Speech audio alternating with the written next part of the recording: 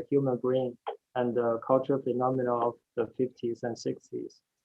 The second book is the new AI, behavior-based robotic, autonomous agents, and artificial evolution by Johnston, talking about three persons construction about artificial intelligence after a life. They are Luke, Patty, and Maya. And the last book is What Color is the Chameleon on a Mural by Kevin Kelly. The article talks about the theme of coevolution derived from the relationship between the chameleon and the mirror. That's please. So we will get into the first one. Next. Andrew Pickering is a sociologist, philosopher, and a historian of science. Below is a list of some of his publications, with the cybernetic brain, his latest. Next, please. The cybernetic brain explores a largely forgotten group of British thinkers, including Greywater, Ross Ashby, Gregory Besson, R.D. Lenin, Stafford Beer, and Gordon Task, and their singular work in a dazzling array of fields. Pickering suggests the history of cybernetics provides us with an imagined model of open-ended experimentation in stark opposition to the modern urge to achieve domination over nature and each other. In this book, we mainly focus on Greywater's chapter. Next, please. Here, I would like to take some time to introduce the experience of Greywater. William Greywater was born in America, and his family moved to Britain when he was 5.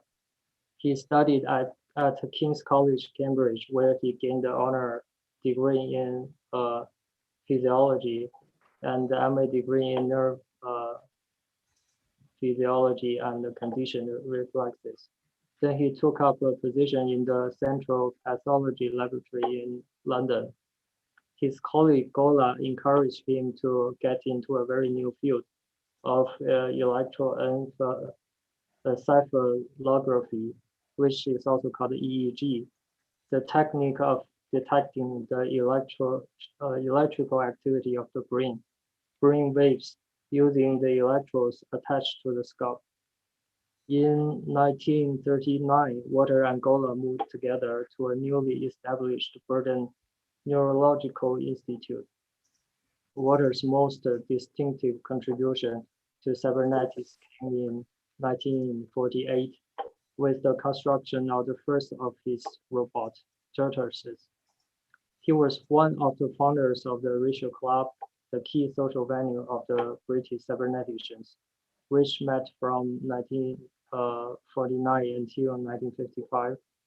He was an invited guest of the 10th and the last of the US Macy Cybernetics conferences in the 1953. In 1970, Waters' research career came to an end when he suffered a serious head injury as a result of a collision. Next, please. At different stages, Water pursued 3 lines of attack. One was looking at the brain's individual components. The second line aimed at mapping the properties of the brain. And the third line is the classical scientific tactic of building models of the brain. Next, please. So under the third attack, he created turtles that could perform certain behaviors such as chasing light, dancing in front of mirrors, and running in pairs. Next, please. One can analyze turtles to a living organism by distinguishing its motor organs, its senses, and its brain. The brain itself was a simple piece of circuitry consisting of just 2 neurons. In response to different inputs, the relays would switch between different modes of behavior. The basic wandering pattern, locking onto a light, oscillating back and forth after hitting an obstacle, and so on. Next, please. So what can we say about the tortoise eyes brain science? It modeled a certain form of adaptive behavior. A classic idea was that the brain contains some scanning mechanism. Brain waves recorded in water's EEG were somehow integrated to that mechanism. The basic algorithm could be interpreted as a search for visual information, just as the tortoise photocell stopped going around when it picked up a light. From a scientific perspective, the tortoise was a model of the brain, which illuminates the goal of adaptation to an unknown environment. Next, please. As for the tortoise ontology, the author put forward some ideas. The first is the functioning of the tortoise machine brain somehow challenged the modern distinction between the human and non-human, people and animals, machine and things. Water cybernetics stage a non-modern ontology. The second view is the tortoise brings the notion of a performative brain down to earth. Next, please. Water's point concerned the imaginable performance that could be generated by a few simple parts articulated with one each other. We could just have to build a system and run it like the tortoise to see what it would do. So we should see the tortoise as a staging hybrid ontology, part adaptive and part not.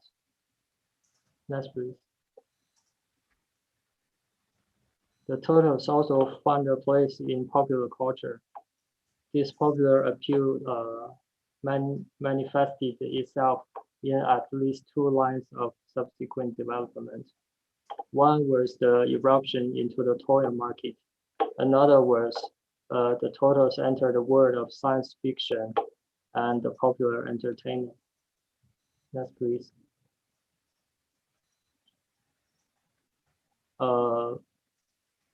Cybernetics has an unconventional social basis. Water built the first tortoise at home in his spare time, and at its origin, British cybernetics emerged from nowhere. Water's key contribution to the cybernetics was the work of an amateur, a hobbyist. There are some characteristics of the social basis of cybernetics. The first is there were no obvious field to go from.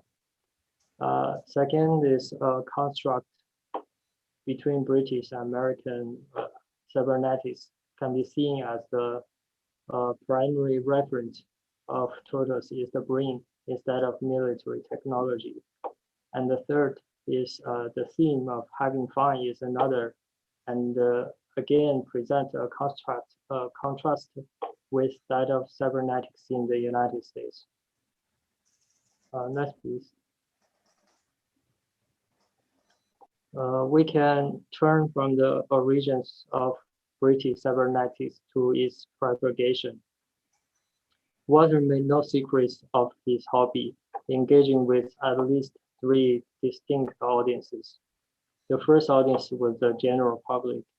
The second is scholarly readership.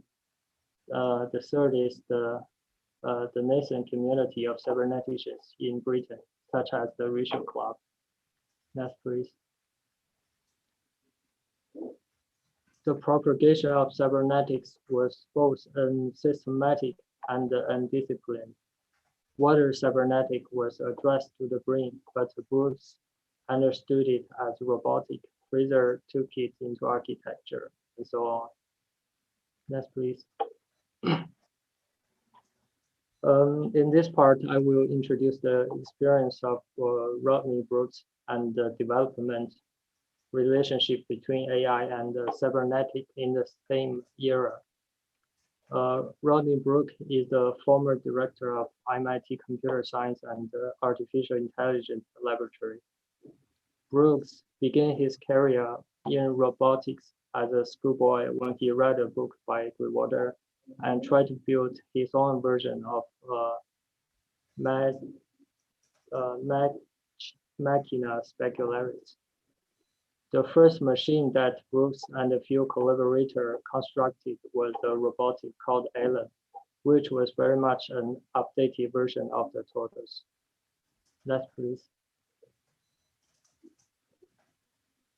The history of AI dates itself concerns inception of the 6-week workshop, Artificial Intelligence, in 1956. This style of AI and robotics can stand as the other ontology from that of cybernetics, the modern ontology of knowledgeable. Next, please. How did AI come to exert such a fascination? There are three main reasons. The first is AI mimics very similar mental performances. At the same time, AI was associated with digital computers and their programming and computer science. And third, the military body. Cybernetics thus lost much of its social basics in the universities from the mid-1950s onward. The cyberneticians became even more marginal there than they had been before. Next, please. And what happened to cybernetics then? This gets us back to the story of Brooks. In his work at MIT, he showed skepticism and struggle that even with all the money and technology that goes into AI, it is not as intelligent as the tortoise on the external. Next, please. It was against this background that Brooks' robot Alan stood out as a revolutionary alternative.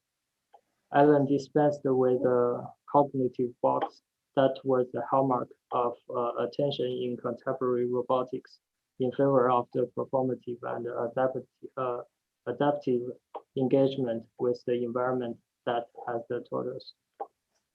Brooks' approach did succeed in redirecting the word of a substantial fraction of the robotic community back into watering cybernetic channel. Next, please. So we can take a quick look at some robotics that have been influenced by Brooks in recent years. After decades at Brooks Lab at MIT and also many other academic centers, the robotic wing of cybernetics finally gained what it lacked in its formative years, a solid institutional base not only for research but also for social reproduction. The training of graduate students as future researchers with a prospect of recognizable career paths in the field. Next, please. And the tortoise is a model of adaptive brain. It lived in real time, reacting to the environment cues and never learning anything from its experience. Water quickly sought to go beyond this limitation by building in a second layer of adaptability. And he concluded his first publication on the tortoise by mentioning that the more complex models that we are now constructing have memory circuits. These more complex models entitled two modifications to the basic tortoise. One was to equip it with more senses. The other was the addition of a clever circuit called Cora. So next, please. Cora was intended to emulate classical Pavlovian conditioning in animals.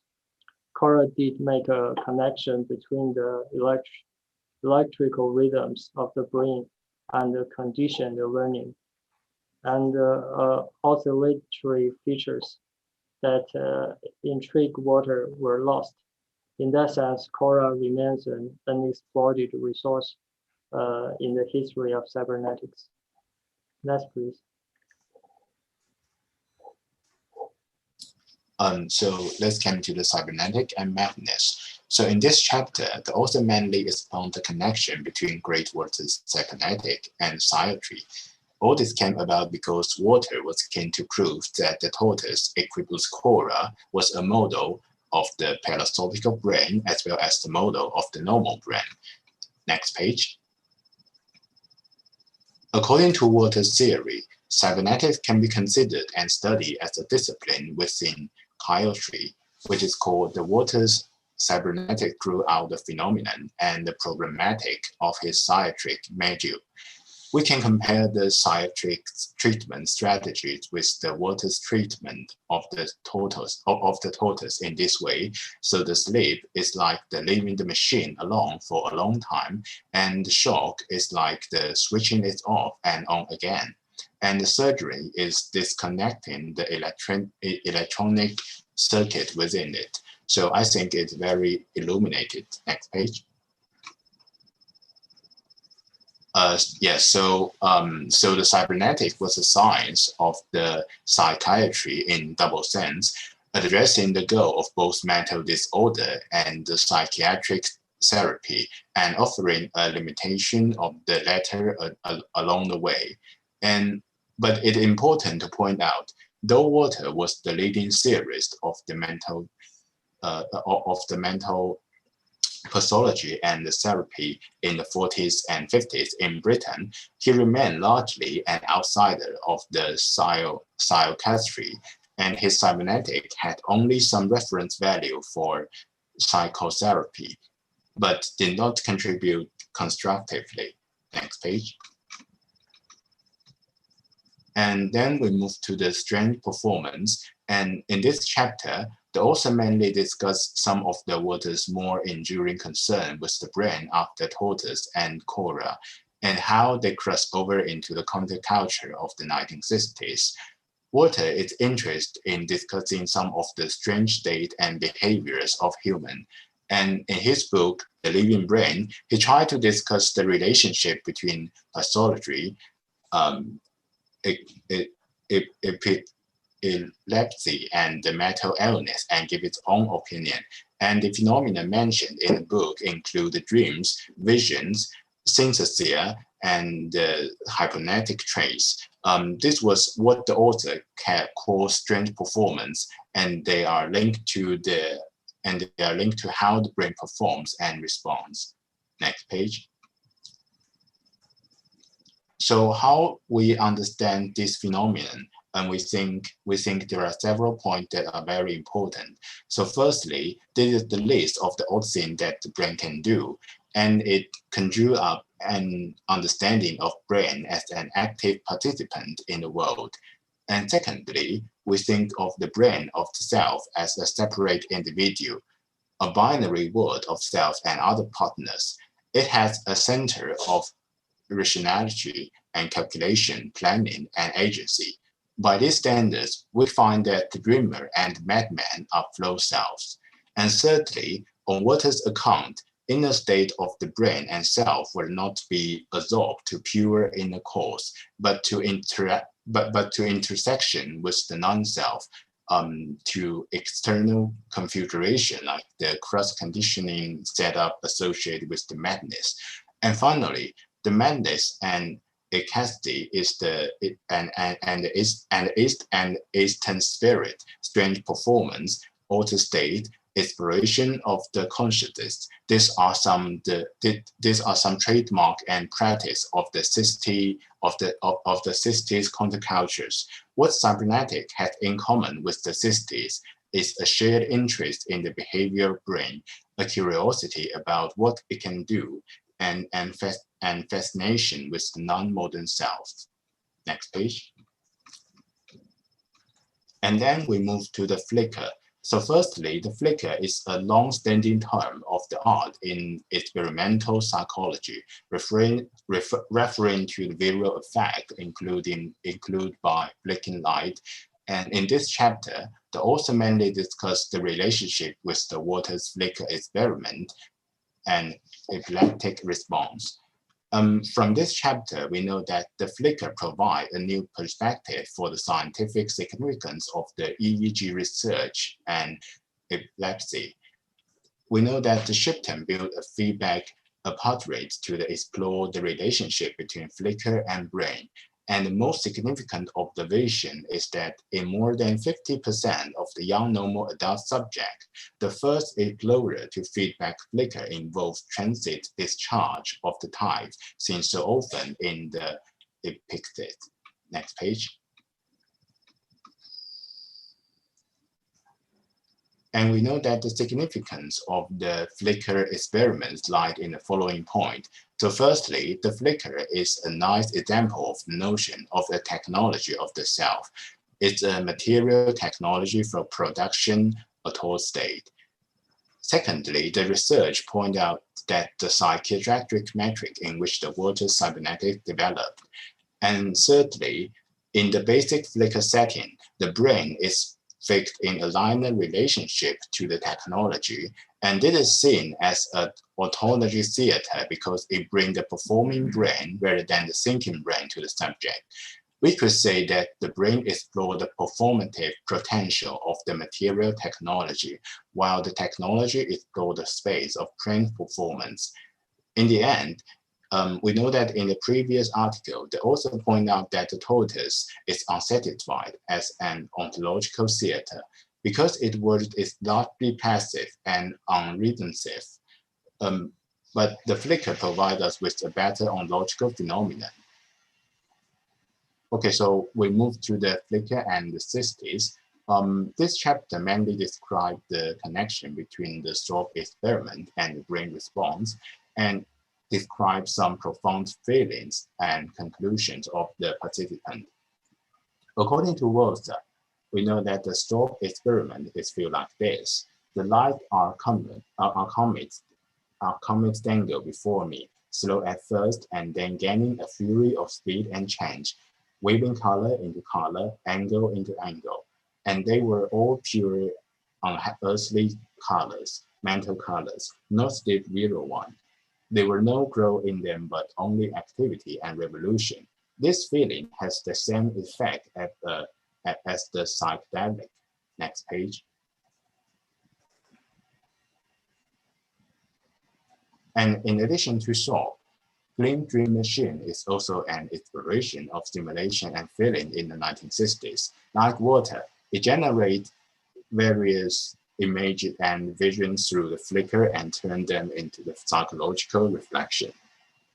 The exploration of the consciousness in the 1960s include the psychedelic drug, meditation, sensory deprivation, and also flicking.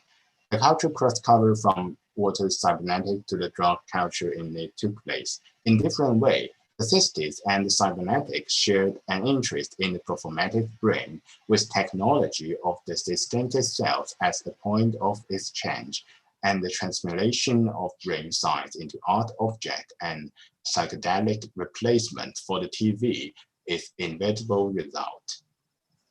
Next page.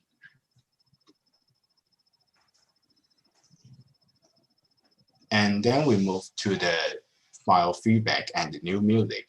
So firstly, the biofeedback training, or so-called the electronic yoga, is like the psychedelic drug. When you get in touch with the inner space of your sense and have complete control over them, it can explain the inner dimension of human cybernetic. And in this chapter, we think that the most important point is to explore another intersection between cybernetic and art. A flicker and a unique contribution to visual art, biofeedback in turn fit into the new music of the 1960s. And the idea was simple. So in a basic brainwave biofeedback setup, a light comes on when the subject alpha output, when it exceeds some level, and by focusing on keeping the light lit, subjects somehow learn to boost their alpha level at will and to go from this setup to music. All that was required to substitute sound for the visual element of the feedback circuit. Next page. And there are several things to note about this alpha style of music. So firstly, any given performance of music of solo performer was not the work of solo performer, because it was the work of human plus many equipments like the amplifier and single analyzers, switches, loudspeakers, and so on. Alpha music and devices can be thought of as allowing machine to interact with human in a way that produce different results. Next page.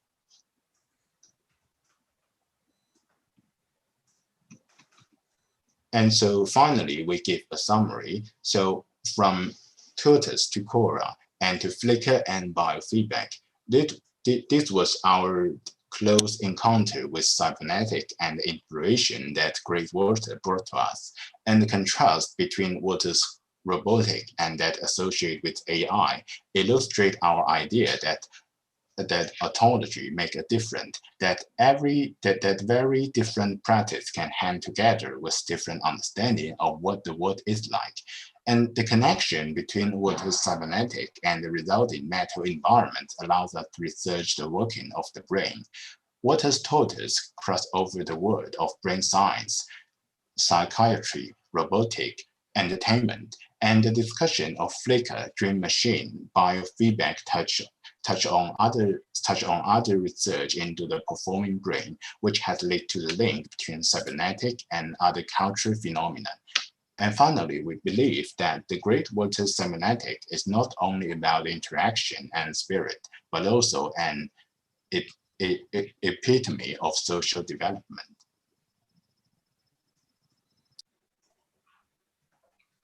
I will now introduce John Johnston. Next, please. In his book, The Allure of Machinic Life, John considers new artificial intelligence, the construction of autonomous agents, and artificial evolution.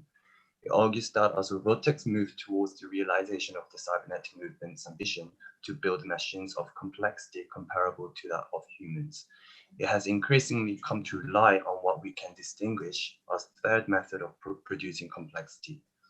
The third method combines the top-down with the bottom-up approaches. Widely deployed in artificial life simulations, the third method has also become the primary means by which evolutionary robotics has developed out of behavior-based robotics, as top-down strategies like programming and design have been used to create systems that will organize and evolve on their own by taking advantage of the new combinations and creative mixing that emerge from two bottom-up. Next, please. Until the late 1980s, two distinctive theoretical orientations had shaped the history of artificial intelligence. One, Herbert Simon and Alan Newell's logic theories presented the first, that of classic AI, was to construct intelligence systems from the top down on the basis of rule-bound symbol systems. Symbol system here is independently of its material substrate. Ideally, therefore, it could be instantiated in any medium, for example, a biological brain or digital computer. The second, an alternative theoretical orientation, was based on the brain's actual dynamic behavior, its parallel processing of information in neural networks. They called it connectionism, and it could provide a basic explanation of pattern recognition, learning, and memory in terms that were consistent with the brain's inherent capacity for self-organization and adaptability. Next, please. Given that each approach has well defined its strength, it would seem that the theory would further develop, but instead, an altogether new AI emerged. In the 1990s, spearheaded by Rodney Brooks' development of behavior-based, as opposed to knowledge-based, bottom-up approach to the construction of autonomous mobile robots, the new AI made great strides. He developed notion of emergent functionality, autonomous agent theory, collective intelligence in multi-agent systems, and a rigorous dynamical system approach. Having rejected symbolic computation as part of the baggage of the old AI, the new robotics is a theory of cognitive science based on a embodiment and concrete situateness. In his view, whether cognition takes place by means of a rule-based manipulation of symbols or by means of self-organizing neural networks, the act of cognition itself is still envisioned as occurring in the head. Cognition, however, must be relocated in the world where it actually occurs. This view quickly became more or less official position of behavior-based robotic and the new AI. Next, please. So, model of collective information processing. Meanwhile, Douglas Hofstadter had a different view. He argues against the assumption that information processing occurs through the manipulation of fixed and static symbols, proposing as an alternative the notion of active symbols that function like a colony of ants, where mass communication is defined as the transfer among groups of information that single individual could not pass to another. In the ant colony, information is not possessed or communicated by any single ant or given in advance in general inscribed program. Rather, it arises solely through the interaction of a large number of ants and is instantiated only in the behavior of the collectivity as a whole, which is more than the sum total of the individual behaviors. Because of the emergence, the colony as a whole must be understood as a multi-agent information processing system. This principle gives natural computational system a flexibility and adaptability that system based on a centralized control and sequential programming noticeably lack. More the emulation of such system has been instrumental to the development of that is distinctively new in many areas of contemporary science. The term derived from the theory named swarm intelligence now became one of the most exciting new path in current AI research. Next, please.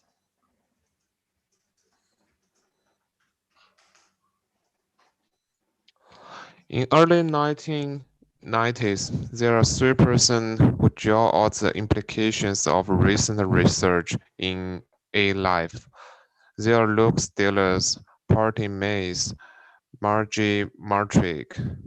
Next, please.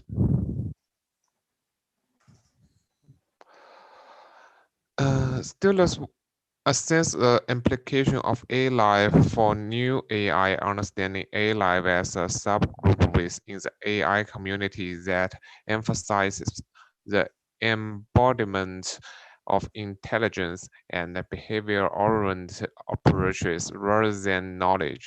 Instead of trying to abstract form method, computing precision, and mathematical mimicking strategy from human cognitive activity, the new AI will think of building artificial life to improve or develop intelligence. First, his preliminary definition is a behavior is emergent if it can only be definitely used descriptive typologies that are not necessary to describe the emergent functionality if the behavior constructed to the system's self-preservation and if the system can be built further upon it. For example, if the robot meet a wall, it will have 3 options. The first option is seek. It will continue seek more war if the system thinks this word is benefit. Another one is avoid. It will avoid the war if this war is definite as harmful to the robot. The third one is follow. If the war is definite as accidental, the robot will follow the war until the options seeking or avoided occur. Next, please.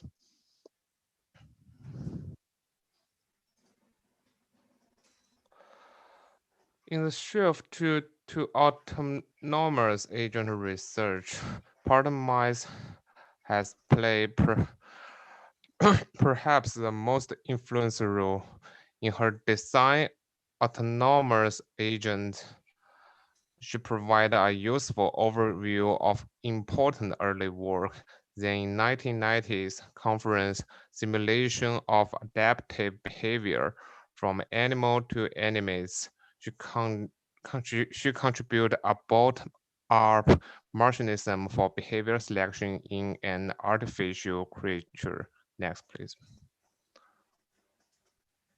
As Mays note, the artificial animal approach is an essential part of new world of autonomous agent research, like stealing, like Stillis.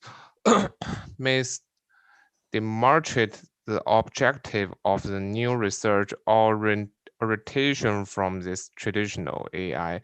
In the purpose to design autonomous agent, she noticed that the new architecture emphasizes a more direct coupling of precision of action, distributedness, and decentralization, dynamic, dynamic interaction with the environment, and the intrinsic mechanism to copy the results, limitation, and incomplete knowledge.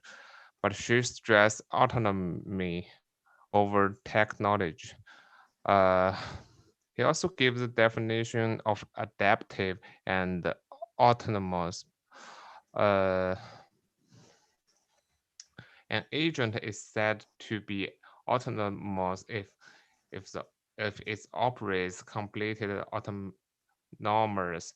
That is, if it decides on its own how to relate sensor and data to motion instructions in order to successfully achieve its objectives.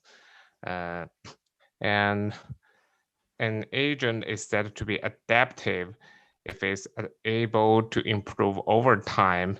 That is, if agent is better able to achieve its goals through experience. Maze also provides three agents. The first one is a robot that inhabit in physical world. Another one is software agent living in the cyberspace environment of computer and a computer network. The third one is an agent living in simulated physical environment. Next, please.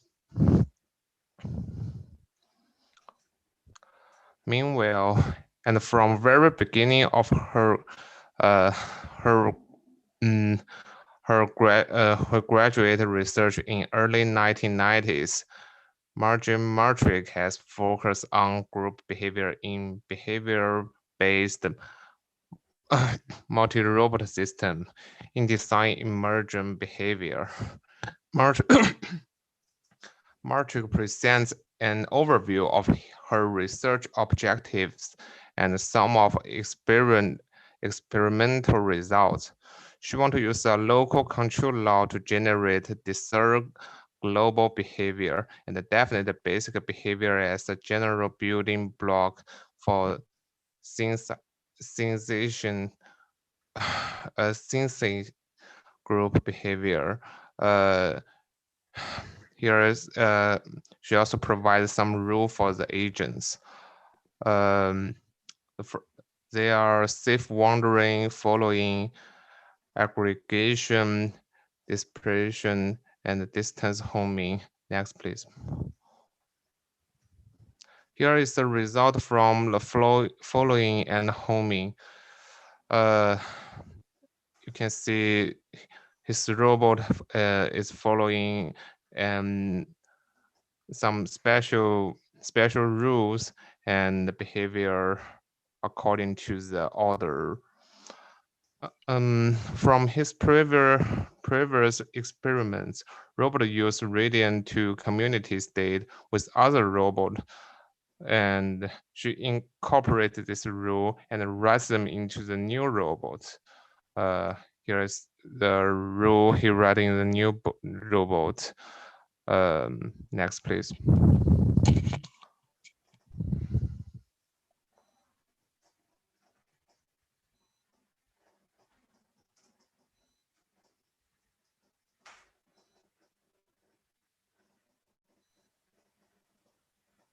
Yeah, sorry about it.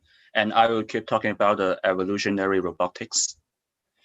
And in artificial life and real robots, Rodney Brooks, who is an Australian robotics fellow of the Australian Academy of Sciences, he stated that the evolutionary robotics was simply a continuation of the application of A-life techniques to the construction of mobile robots.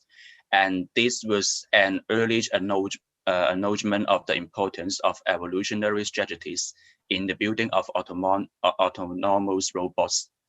But look back of his previous work, he also states that the most difficult things of robots learning new behavior was that the program each new behavior must be done by hand. But however, A-Life has actually developed techniques for evolving programs for controlling situated but simulated robots, and thus may provide techniques to evolve programs to control physically embodied mobile robots. And also Christopher Langdon, who is an American computer scientist and one of the founders of the field of artificial life, he suggests that it was Brooks' program his physical robots genetically. And I would like to talk about why genetic programming is preferable to genetic algorithms. Is that the whole programs can be evolved rather than a bit string representation of solutions for particular predefined problems. And one of the examples is that the John Corsa has developed successful strategies for evolving short LSP programs that had been applied to a range of programming tasks. So Acosta was created a simulated exploration, and he has applied the genetic program technicals to the base behavior in Maya materials behavior-based robot programs, actually which were written in Brooks' behavior language. And although the results were only run in simulation, Brooks felt that they will warrant the further exploration and state that he plans to develop a high-level language called GN, which can be completed into BL to facilitated the genetic programming of physical robots. But also Brooks expressed concerning the methodological dangers of only using simulation as a testing medium in which to evolve programs which are intended eventually to run on physical robots. The danger was very clear. The first is that a great deal of effort is wasted trying to solve problems in simulations, but do not come up in the real world with a physical robot. The second was the programs that work well in simulations fail on real robots because of difference in real world sensing and actuation. And real world dynamics can sometimes be difficult to simulate it. And also the constantly debate issue is that while understandable for Brooks, like who has devoted his life to making physical robots, like this will appear somewhat problematic. Like for one thing, it clearly diminished the significance of much A-life research, which has been of such benefit to contemporary robotics. And in any case, the status and usefulness of simulations within robotics has been a matter of ongoing debate, despite several striking successes in evolving a methodology and a controller together in a simulated world. And here is the most spectacular example. So Carl Sims, who is a computer graphics artist and researcher, he created this kind of virtual creatures, block-like in titles are evoked that can swim, walk, jump, follow, and complete for a cube in a three-dimensional virtual world in which physical force like gravity, friction, and flood viscosity are also simulated. And Sims use evolutionary programming techniques to produce GNA types structure as directed graphs of nodes and connections, and they can efficiently but flexibility describe instructions for the development of creatures' bodies and control systems with repeating or recursive components.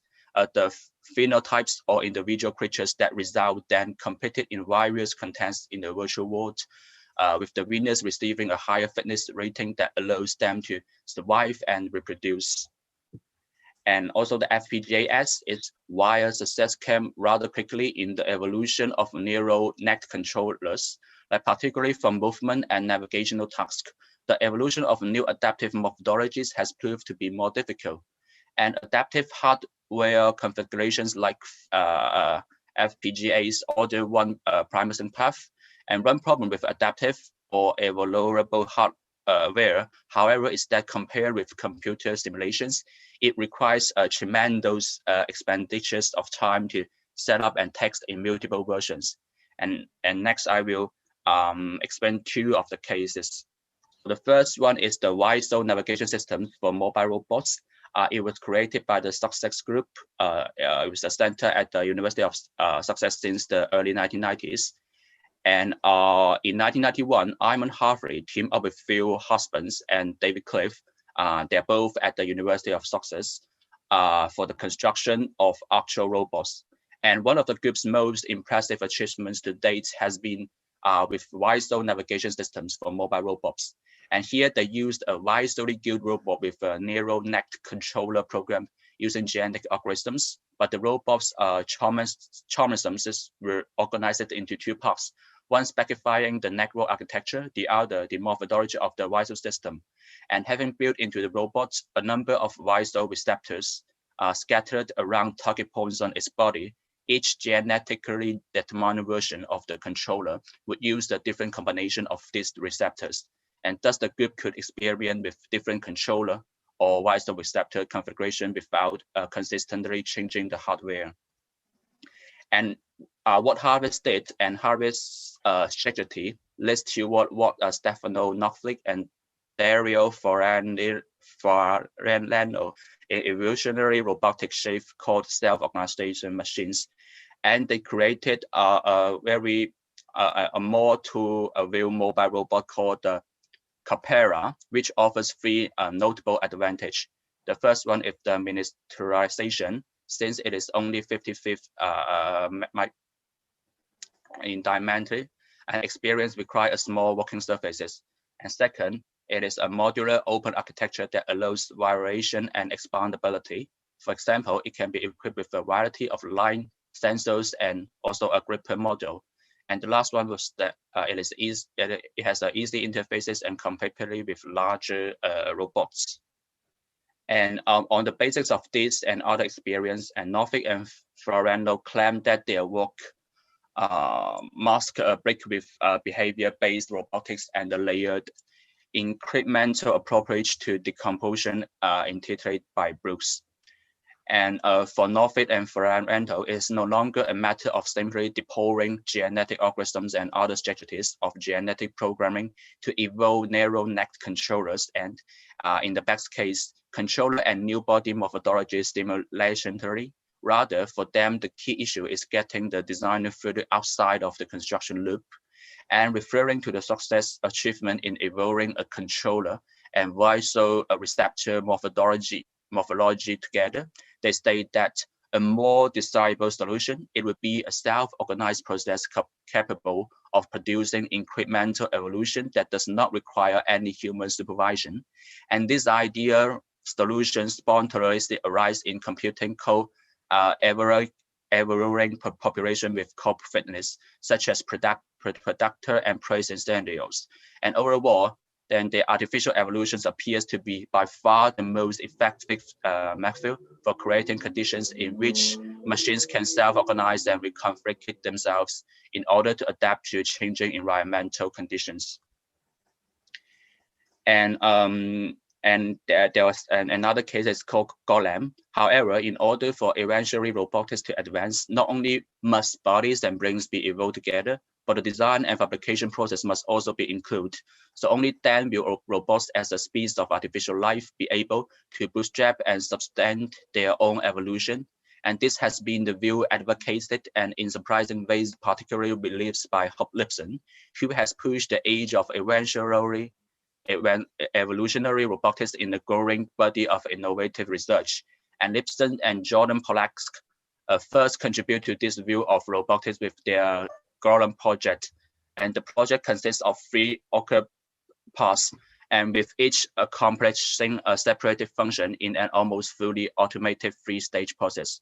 The first is a computer program designs populations of robots using evolutionary computation. The second is the robots are run in a simulation program to determine fitness based on their ability to move horizontally on a flat plane.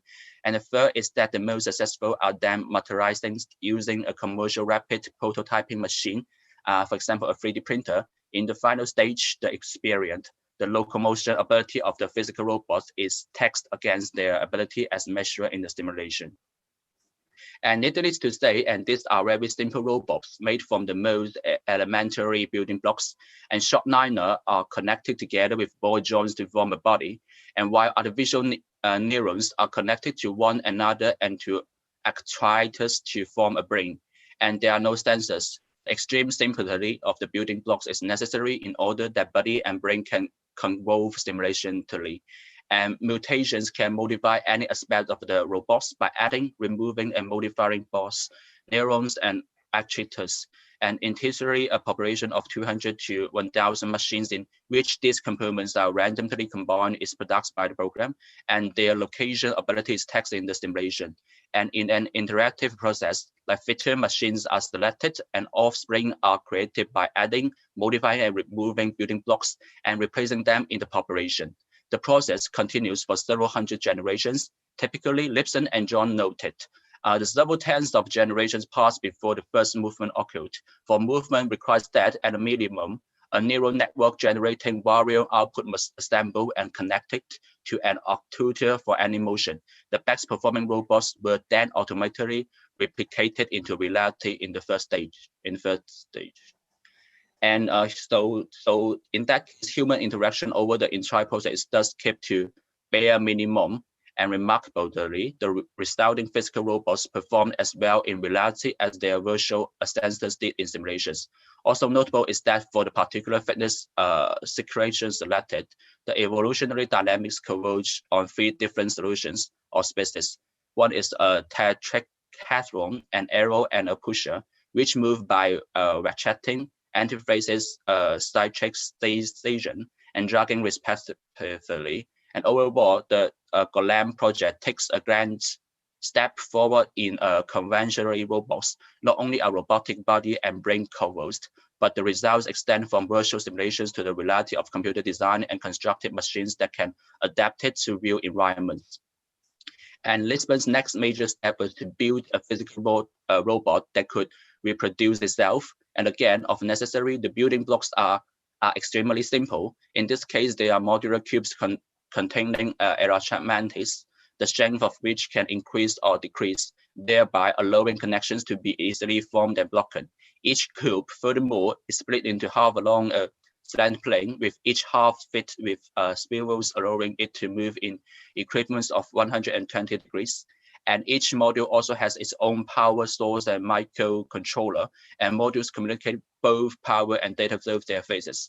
The microcontroller is programmed to execute a motion schedule governed by time and contact events. And these features enable an assignment of modules to form and change into any number of arbitrary arrangements.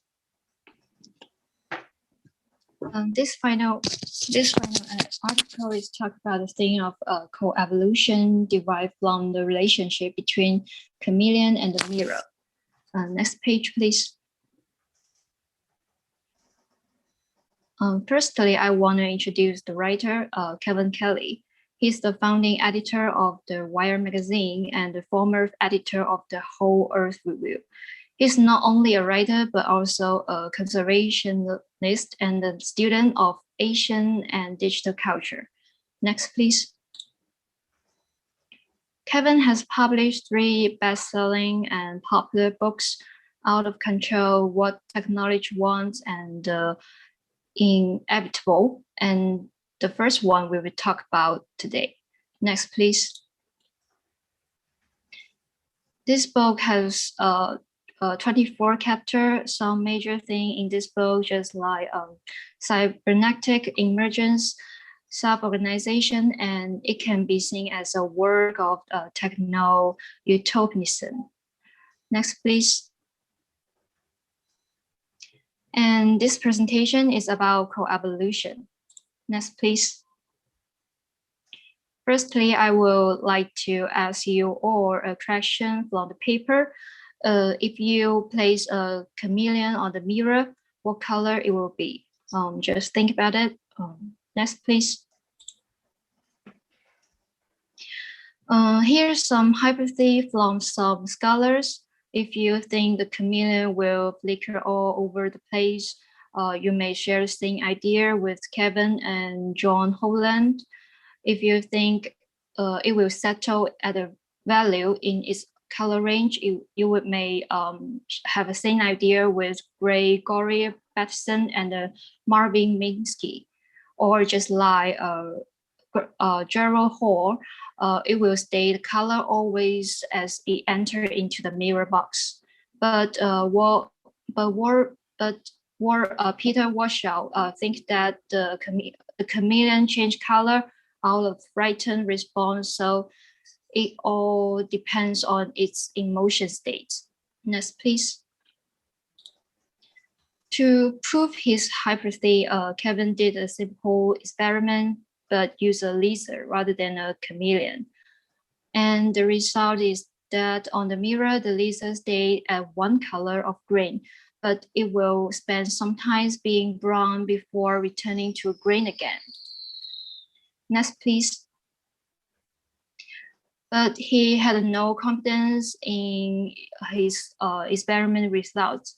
Not only is that a lot of error in his experiments, but in fact there are some other important but specific factors will influence the chameleon's color, such as the reaction time of chameleon's color cells, their sensitivities to change in a hue, or whether other factors influence the signals. Next, please. The important point about the chameleon on the mirror riddle is that the lizard and the glass actually become one system. The lizardness and the mirrorness are compassed into a large essence.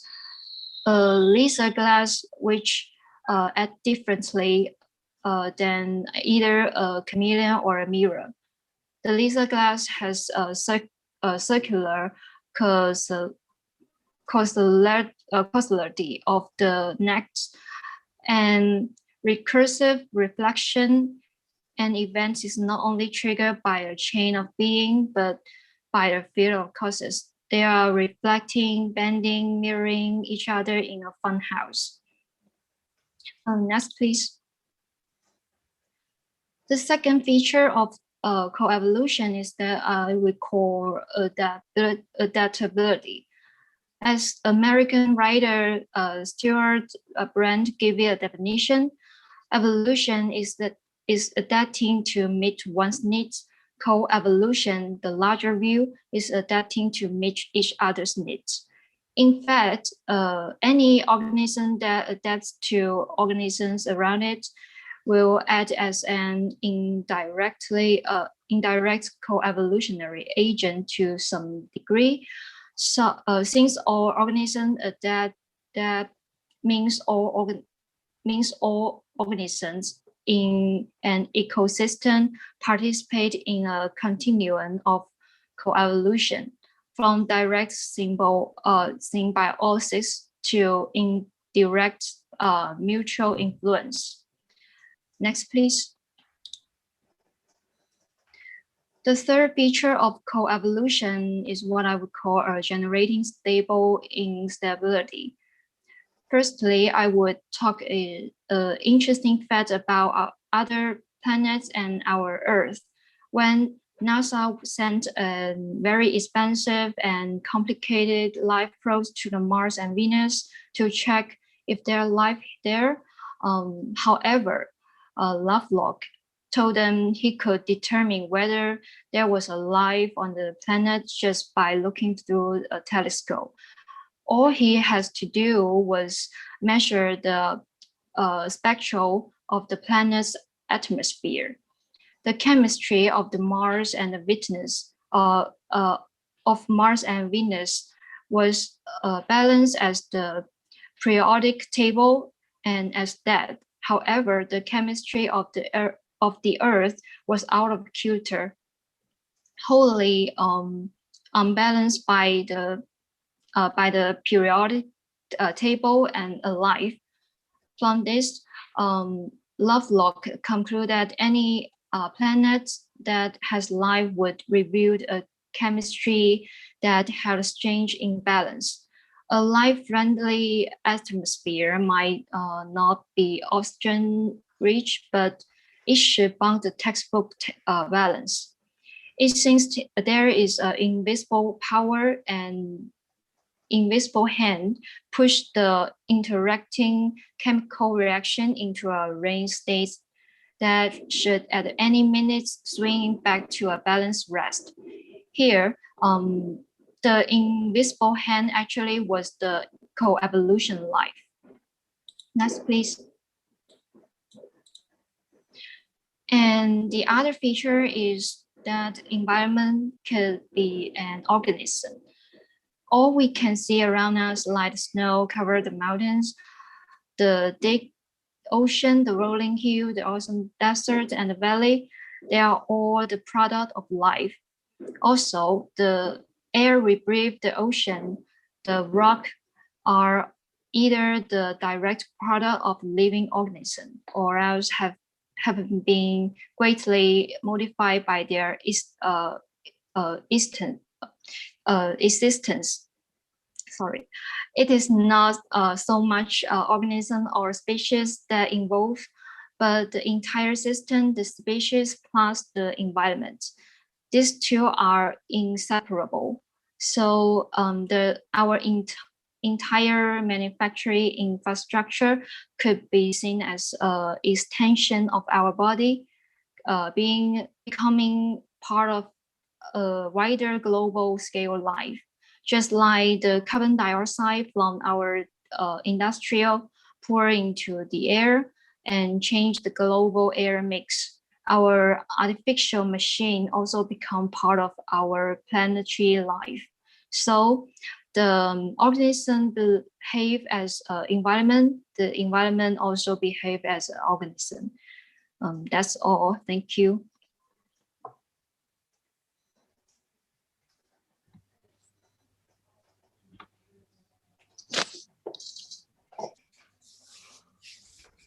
Okay, thanks so much, guys. I have to commend you on this presentation because I think it's one of the better presentations that I've seen on this session in particular. And I think you guys have gone through the material in a very dynamic way. In a way that I think kind of opens up, I think, the basic premises around this, which is not only where complexity resides, but how we somehow operate within the world and within the systems that we are directly kind of engaging with it. I think, Rodney Brooks kind of puts forward, I think, important distinctions that you can see through his own trajectory, particularly not only within robotics, but primarily more in terms of how he develops a certain way of thinking about anticipatory design systems, how he thinks about artificial life, and how he pivoted his career from trying to basically find models that were in some sense building representations of the world to act in it, to what was being described by Pickering and others as the performative brain, which is much more, I think, in direct relationship to real-time stimulus processing and response. I think these set up some quite profound ways of thinking about how we develop systems. I think Andrew Pickering is an interesting character because I think in some ways he speaks to a lot of these attempts being somehow put forward by people like Walter Gray Walter, who were working with models of thinking about the machine and computation and the brain as being something that were not metaphors or representations, but were really about instruments in some sense to discover, demonstrate, and see the kind of curious relationships which makes this kind of synthetic ecology or artificial life, I think, much more nuanced and profound than some of the ways that those things are kind of discussed today. So most of the work, I think, is working through a spectrum of distinctions versus this kind of metaphors or these kind of classical and orthodox ways of having distinct discipline relationships. I think here you see that the attempt is much more hybrid, in some sense holistic, but not in a generic sense, but more in a profound way of seeing how different knowledges come together to construct a more complex picture of what it is that was being looked at. I think John Johnston's articles, as you guys spoke to, I think is looking at meaningful distinctions between artificial life, AI research, and cybernetics. And some sense, I think really showing this kind of constant and non-linear kind of connection between these ways of how one is seeing systems, how they're being observed, how we simulate the world, and how in some sense we understand fundamentally the role of understanding within this. I think you guys have given, I think, good examples, and you've gone through it all in a way which I think is very useful for today's conversation, because generally these topics are not thought about as architectural. For me, they're pretty fundamental because, at least in my understanding, I share this interest in behavior as being a way to break this kind of ways of thinking about the digital or the analog between living systems and kind of non-living systems. And so I think it's as much a philosophy or a conceptual way of approaching problems as it is about prototyping, developing performative models and systems, and in some way allowing those things to kind of co-evolve. Kevin Kelly, I think that question about the chameleons was what one could consider a thought experiment, really posing the question because it's very scenario based. So the truth is there is no answer, but there is a way of asking the question that sets up a position of how you actually build on that. It's beyond opinion.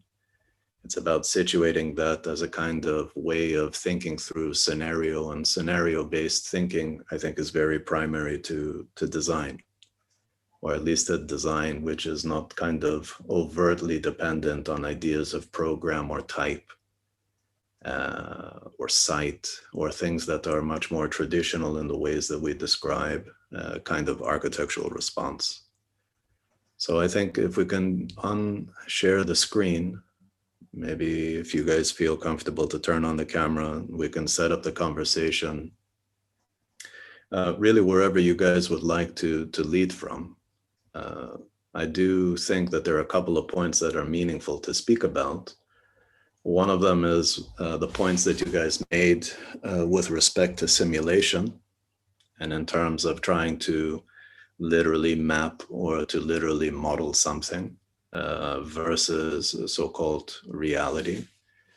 I don't think that those distinctions are so important on the face value of it, but in terms of designing systems, I think it's important. And Brooks's robotic kind of developments and his behavior language, software strategies, and so forth, I think speaks to some of the problematics of keeping those things mutually exclusive or having an overtly clear dependency on one or the other. So like the idea of simulation, most of our systems right now are only responding to simulation. They're not really addressing the complexity of the lived thing or the lived experience. On the other hand, the role of simulation probabilistically is setting up certain models for learning and certain models for basically operating in a more real-time way. So this kind of thing is really an oscillation between these kind of approaches of thinking and doing. So I'm curious how you guys are responding to this session. I mean, from the presentation, I think it was quite clear from the students who were reading it and presenting the work that they understood what it is. How it plays a role in your architecture, I think is something that we can also discuss. what the role of spatialization actually plays. But I think in some ways I'm hopeful that, you know, when I say that I'm particularly not interested in robots, you understand why. Because even though this session has a lot of kind of robotic prototyping, the things that were motivating and driving that kind of approach towards things were fundamentally driven by something very different. If it's the brain, if it's a model of coevolution, if it's a model for learning, I think that there's very different kinds of conversations, but in particular to what at the moment seems to be a dominant trend in some of the so-called new researches in architecture regarding AI, particularly using gang algorithms and stuff like that. You realize that artificial intelligence, you know, is a practice that's been going on for something like 64 years, if you take the definition of Rodney Brooks. So when you hear me being slightly critical about this somehow new emerging field, is that it's a new emerging technique, not necessarily a field. The field has been defined for a long time, has gone into periods of dormancy for reasons that were quite explicit. They were much more conceptual than they were technical. And at the moment we're working in a moment where we have a lot of the technical resources being developed, but we really don't have a conceptual approach to actually operationally somehow push those things into places that don't reinforce habit. So these are the kind of primary aspects for this session that I would suggest could be some kind of framework to have the conversation. Is there something that you guys would like to start off in terms of what your interpretation is of some of this?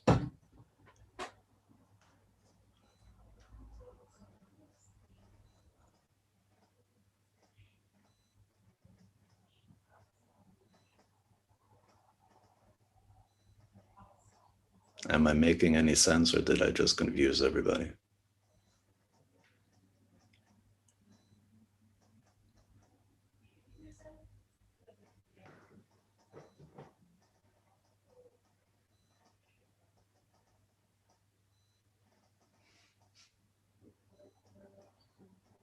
So Ryan, how you doing?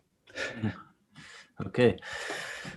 Why don't you start and let's try to open this up as a conversation, just in terms of maybe some of the things that, I mean, I think we share the fact that the students did a great job presenting the material, but now understanding the material and understanding why we're looking at it is slightly different as well. So I think there's an opening into this kind of world, which I think is important.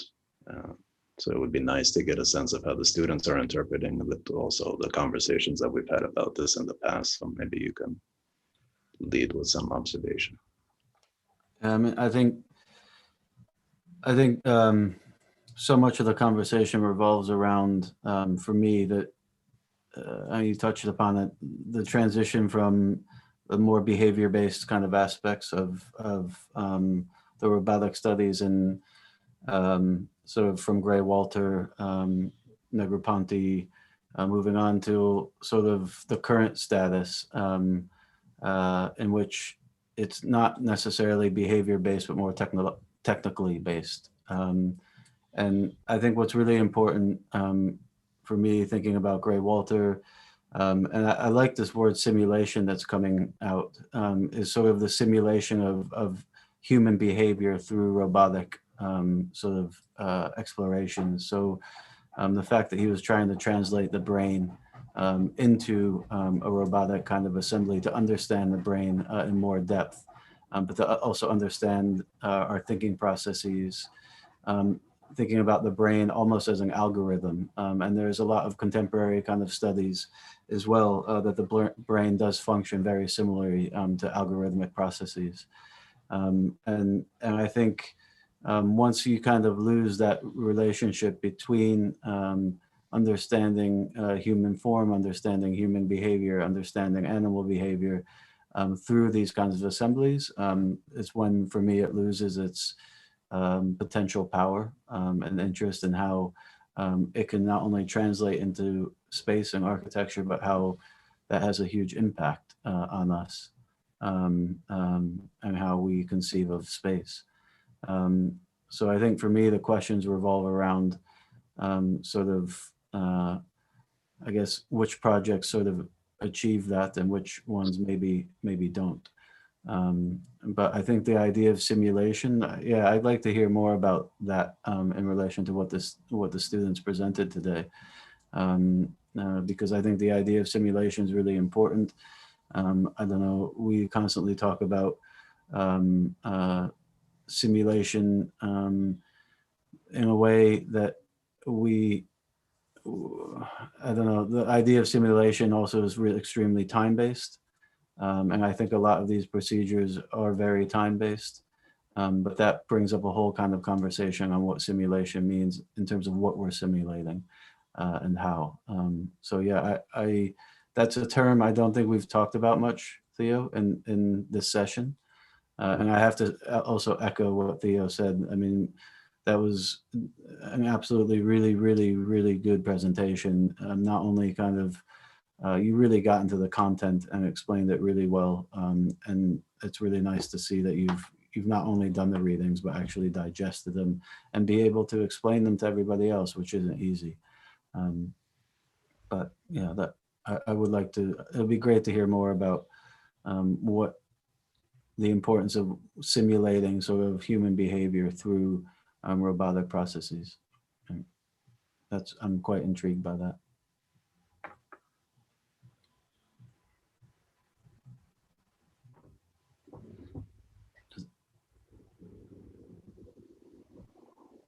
Guys, don't rush into the conversation too much. I mean, think about it just meaningfully, like even how Rodney Brooks approaches things. First half of his life in robotics, he's trying to develop kind of camera systems, algorithms to basically map one-to-one the space of the room of which the robot's in, and develop kind of complex calculations to figure out how the robot would negotiate and navigate that space, right? Second part of his life, he basically tosses all of that out and basically recognizes, like almost like in a Borges way, that, you know, to describe the world at one-to-one is basically to like just live in the world, and you don't need to find such a model of representation when you're developing a strategy for simulation.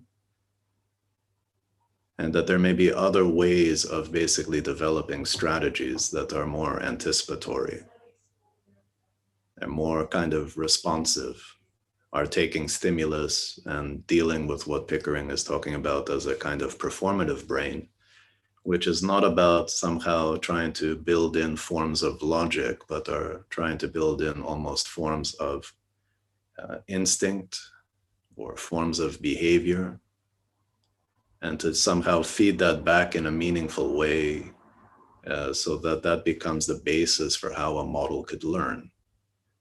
Or for how, for example, Hod Lipson, if you've looked at any of his videos, you know, he'll build this kind of like robotic starfish. And the goal is for the robot to learn how to walk. Well, the robot first has to understand its own body, which I think is also an important thing.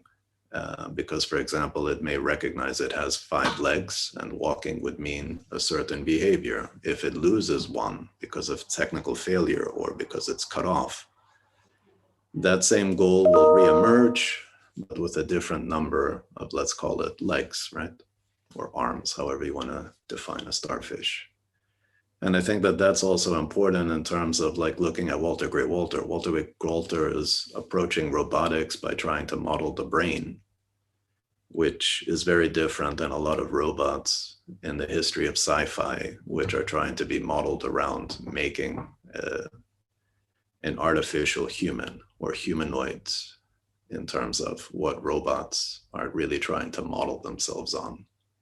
And I think that that's kind of important, because it also speaks to maybe a different model of intelligence. How these machines see the world, how algorithms see the world are fundamentally different than us. And that difference can be something that is really important for how also we understand the world, we understand our relationship to them, and how we can really co-evolve instead of thinking of them actually just being very task dependent, or some people speaking about them as kind of replacing people. That's a discussion about automation, and that's a discussion about other things. But the role of simulation is really how these things operate in the world, or how they understand the world, how we understand the world. So I think that's something that you guys should be able to kind of engage in a pretty direct way.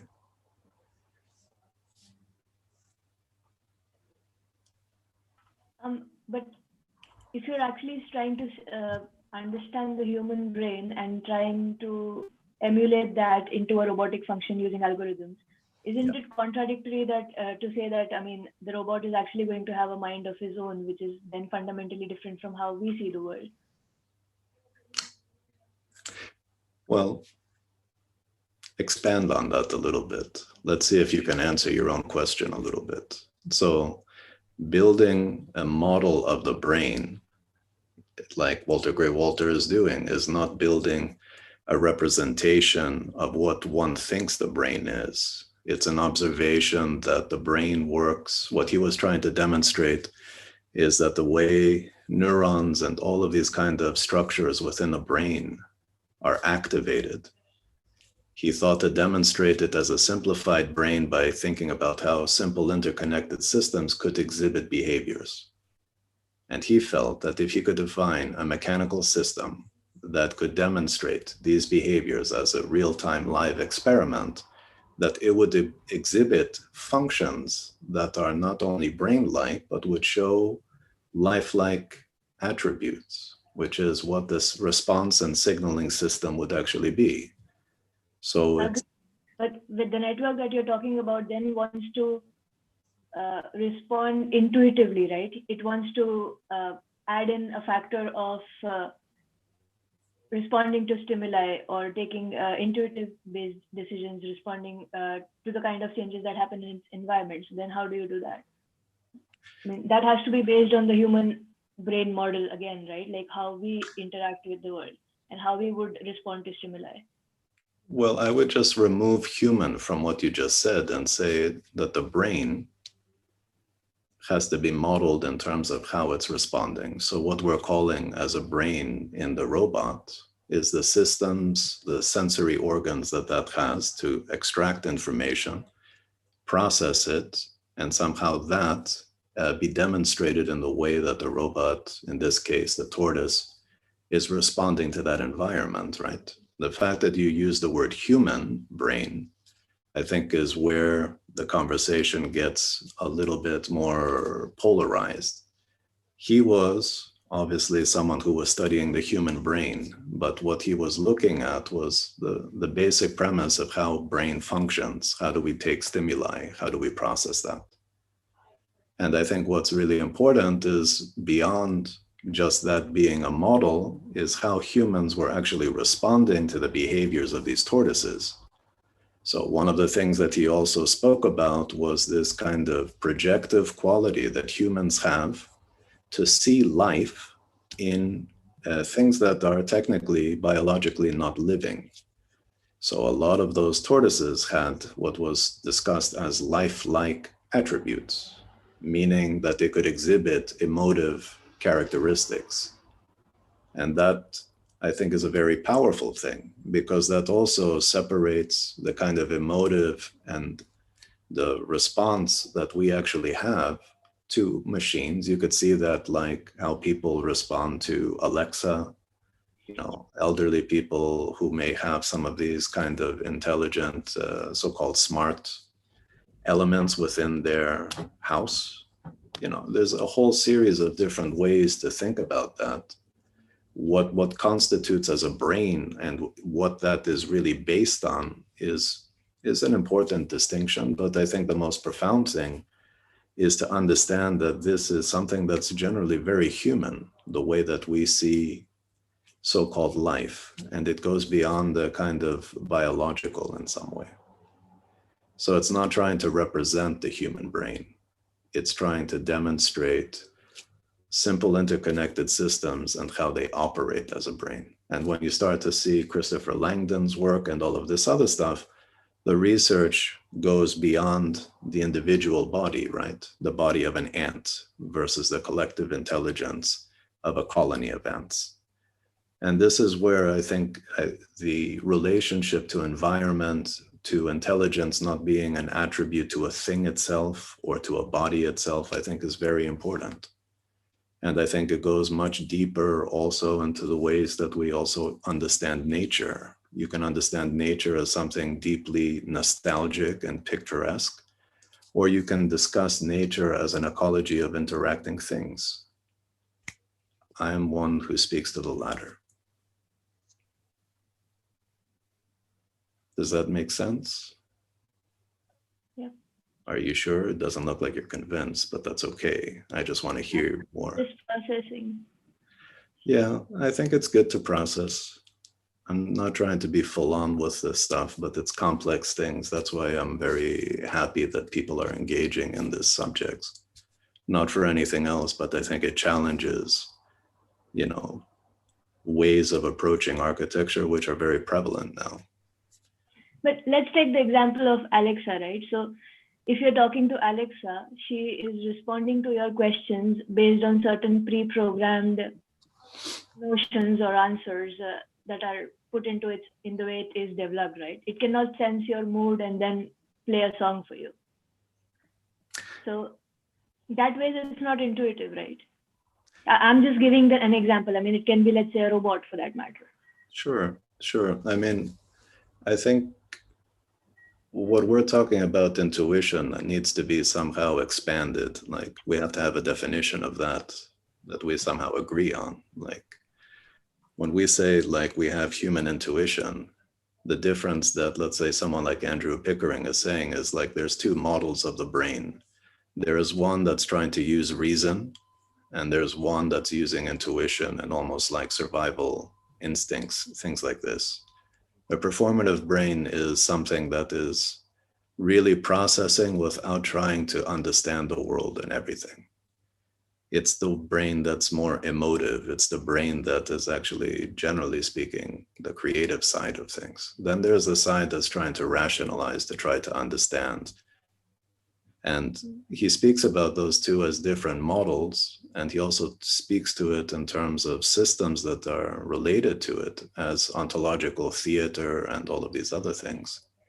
He makes those distinctions because he doesn't think in some way it's always an issue of either or, but it's a combination of both. And we switch between these two things in a very situated way. So when Ryan speaks about time,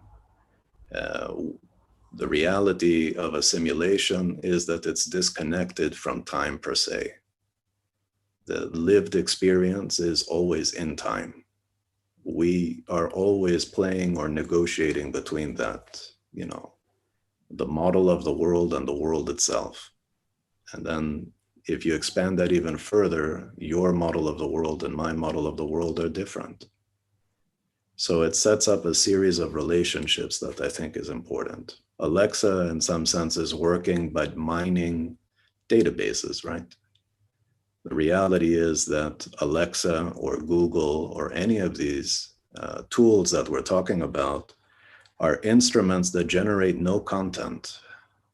I mean, fundamentally, they create nothing. On the other hand, they mine the world of things that we create. So indirectly, in some sense, they do have a powerful way of developing strategies to truly understand us, but they understand us from a perspective. And that's why a lot of the metrics of a lot of the things that are being used today is really based on things that we actually put out in the world, right? Like looking at your likes on Facebook or one of these things are metrics that people look as value. They give value to companies. They also give value to decision making. But if we said that that is somehow profound or that's somehow true, that would be suggesting that everything that you liked was motivated by like a very true way of understanding, not just because you like this person or you want this person to recognize that you feel like the motivations behind why you do something will be very different. The acknowledgement of its complexity and not trying to simplify it, I think, is really at the heart of what a lot of this work is trying to do. Like, behavior is not something that's just human. It cuts across, I think, all forms of living, regardless if they're biological or if they're artificial. That's the premise of the session. Do you have an Alexa at home? Does anybody in your family have an Alexa? No. We had one at the office where I was working at. I was totally against that stuff until I recognized that it was a really intuitive way for my mom to call me, or for me to actually do a video conversation where she didn't have to fool around with any technologies. You know, Alexa is basically saying, you know, like, her son is calling.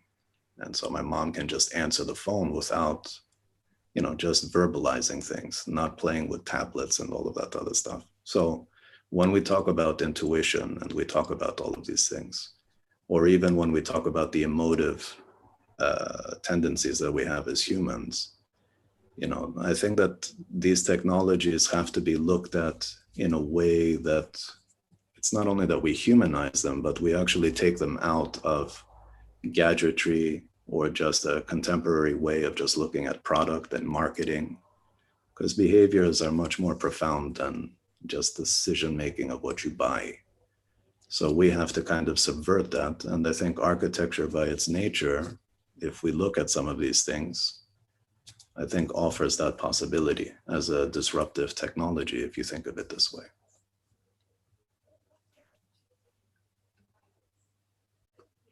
What do other people think? Hello, Theo. Right? Yeah, I think it is an important session. It helps us to understand the world better. And we talk about the flicker. This kind of brain spark can make some biological feedback.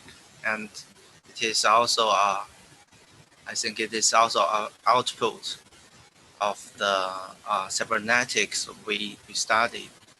And as we talk about the cybernetic, I think all the maybe all the modern technology product is based on the cybernetic control system, because we have this session we can see lots of the diagram, like the user manual of the Fan Palace or something. It is we all have some kind of that user manual in our daily life. So, and we try to build the robot. This kind of morphology simulation help us to understand the animal, the world, ourselves better. So I was thinking, what is the relationship between the robotic and us? So I bet you have heard the word called cyberpunk, right? Cyberpunk. So this is cybernetic and punk. I don't know how to pronounce it. So this is actually a combination of low life condition and high technology, and we could have some artificial bodies on our human body. So this cyberpunk things is actually bring we human and the robotic as one, right? So maybe in the future, the robot and us will become as one. So I was trying to figure out what could be the cybernetic in that, based on that condition. So sorry, that's all maybe. Yeah, that's my thinking. I mean, it's interesting, Anton. I was watching the hospital team present their project on Friday to the open jury. And an XAA student who is quite well known, Arthur Amumani, asked the hospital team about, robots and mobility, and if that really has anything to do with healthcare and all of that stuff. And a lot of it was based on the notion of trust, or the notion of how humans communicate with machines and stuff like that. And Zhengzi said something I thought that was really powerful. And he used an example about getting directions. He's like, when I'm lost and I need to find my way, he said, I could ask a human when I get out of the tube station where to go, or I could use my mobile phone. And he said that he trusts his mobile phone much more than asking a stranger on the street. And I thought, like, in a strange way, the example was kind of interesting, because the argument against robots and machines is because they look at them as robots.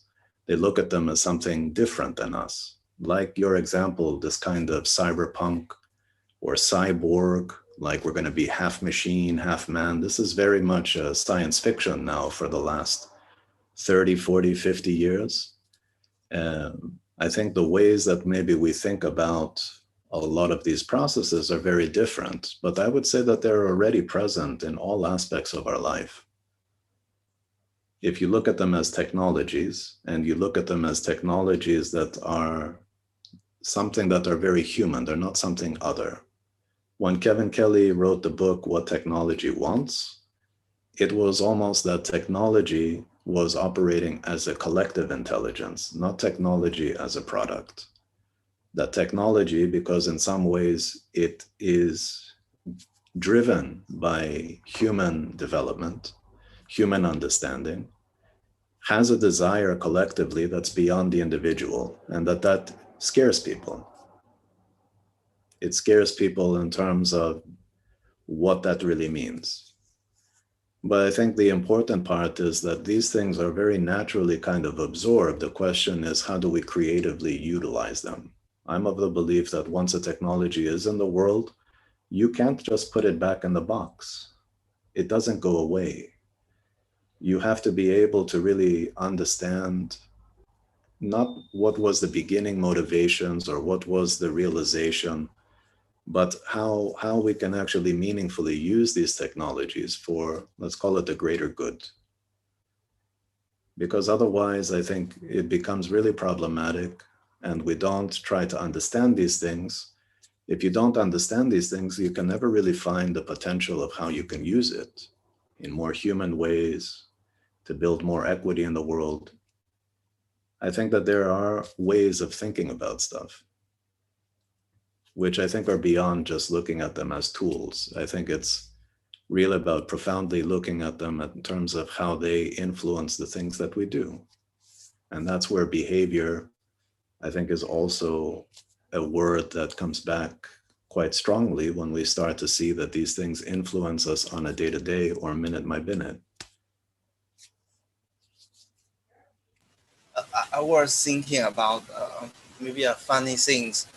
If we cyberpunk, if we half human, half machine, and we came across something. Actually, we have two feedback, right? One is the biological feedback, and the other is a machine, a robotic feedback. So when it comes to the cybernetics diagram, it will be much more complexity. So actually, it is not a linear thing. No, it's It not will be, linear. yeah, it will become, yeah, much more complexity diagrams about of the cybernetic diagram. Yeah. And you know, partially Walter Gray Walter, because he was interested profoundly in brain sciences, spoke to that when he was also speaking about the complexity of the human brain, when he was looking at madness and how that actually plays a role, right? The psychology, the psychiatry of aspects around the human brain as well is not that the human brain has a state. And I think that that's where models of the brain cannot be just described in a simplistic way. The only thing that Walter Gray Walter was trying to show is that this simple interconnected systems give us a window into complexity, and how these inorganic tubes and things that he was using as sensors that have actually no real feedback could actually process kind of tasks and goals, so that the tortoise, when the battery was low, knew that it had to go to its charging station. And some of those insights in terms of the robots, and that's why Rodney Brooks also says, like, it doesn't really matter that I'm at MIT and I have all of the most, you know, amazing minds of math behind a lot of the robots that I'm developing. Walter Gray Walter's tortoises are still sometimes more profound and advanced, because in some sense, the question was also much more fundamental. And so by having a clear question and something that was very fundamental and profound, there was a way to remove complexity like complication and try to see much more conceptually what was really the motivation behind what that robot is supposed to do. Meaning it wasn't a tortoise, it was tortoises, for example. The intelligence was between tortoises and the charging station. Any room or any obstacle became ways to negotiate. So it couldn't be pre-planned in terms of just defining where all the positions are or pre-programmed. It was about the search space. As it's moving, it has to observe. It takes that stimulus as a kind of internal map that it can start to respond to. So I think that these things are really important. And that's why I think those tortoises are really beautiful. I mean, they defy logic in some sense because they're not Arduinos, they're not programmed. And that's why they are also the first kind of autonomous bots. And I think that that's an interesting model to think about a little bit, right? What other thoughts do you guys have? It can go beyond Walter Gray Walter. Obviously, Kevin Kelly and the rest are opening up very different conversations, but I think the role of intelligence is important, you know, and that also goes back to the issue of programming intelligence, or what was talked about, the difference between generative algorithms and generative programs. Generative programming allows for that idea to evolve, because in some sense, that's where adaptation resides. Means you have to develop a goal. A goal for a machine may be very different than our goals, but in premise, it's about taking information and revisiting what that is, what's motivating somehow success. And simulation, in terms of a lot of the models that we have computationally, are very much based on iteration. So machine learning models are given reward systems. It's called reinforcement learning. And so that's how training happens. The difference between some of the things that are being discussed here is that you can only train a system to do something when you are quite explicit about what success is for that. That's why they're used quite a lot in optimization strategies. But if you're trying to have them like respond to the world, or even negotiate complex terrain, it has to have a very different way of responding to that world. And that's why I think some of these examples should be useful to you guys, but they should also challenge some of the ways that you guys work on problems. Meaning, like, this is a negotiated top-down and bottom-up strategy. This is about real time and behavior. This introduces time and latency. into a system. This isn't top-down, this isn't parametric control. This is something very different. And I think it's important to understand the differences and why those differences matter and for what purposes. That goes to what the problem actually is that you're utilizing some of this.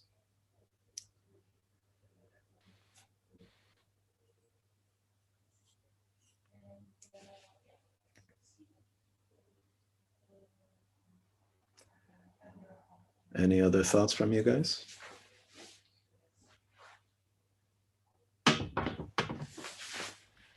Hi, Theo. I have a question. Sure.